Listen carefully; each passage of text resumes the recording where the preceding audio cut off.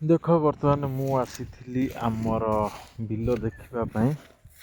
ବାପା ପଠେଇଥିଲେ ଯାହାକି ଆମ ସାନ ଟୋକା ମାନେ ମୋର ସାନ ଭାଇ ପକେଇ ଦେଇଥିଲା। ଏଇଟା ହେଉଛି ଗୋଟେ 18 ଗୁଣ୍ଠର କିଆରି। ଆ ଦେହରେ ସେ ମୁଗ ପକେଇ ଦେଇଛି। ଆଉ ଗୋଟେ 10 କିଲୋ ଜାଗାରେ ପାଖାପାଖି 18-19 କିଲୋ ଭଳିଆ ମୁଗ ପକେଇ ଦେଇଛି।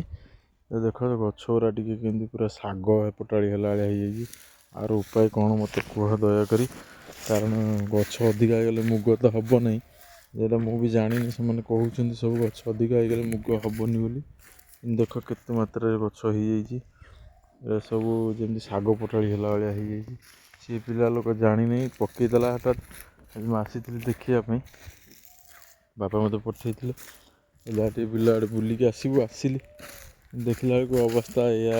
ବାକି ସବୁ କିଆରିରେ ସବୁ ପଡ଼ିଛି, ଠିକ୍ ଠାକ୍ ପଡ଼ିଛି, କିନ୍ତୁ ଏଇ କିଆରିଟା ଲାଗୁଛି ଅଧିକ ଗଛ ହେଇଗଲା ଭଳିଆ। ଅଧିକ ଗଛ ହେଇଗଲେ ମୁଗ କୁଆଡ଼େ ହେବନି। ଆର ଉପାୟ କ'ଣ? ଗଛ ଉପାଡ଼ି ଦେବା କିଛି ଟିକେ ଟିକେ ବଡ଼ ହେଲେ, ନା କ'ଣ? କିଛି ଗଛ ଉପାଡ଼ି ଦେଲେ ହେବ କି?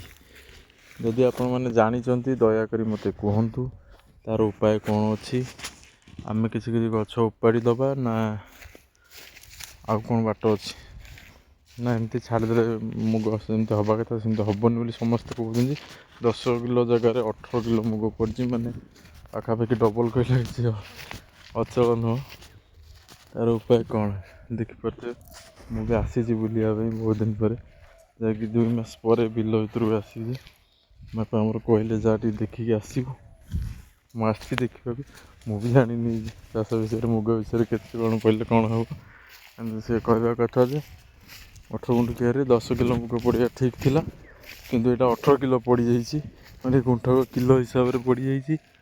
ତେଣୁକରି ଏଇଟା ମୁଗ ହେବ କି ନାହିଁ, କି ଆର କ'ଣ ଉପାୟ ଅଛି, କି ଗଛ ଉପାଡ଼ି ଦେବା ଟିକେ ଟିକେ ବଡ଼ ହେଲେ କିଛି, ନା ଆଉ କ'ଣ ଯଦି ଉପାୟ ଅଛି କୁହନ୍ତୁ।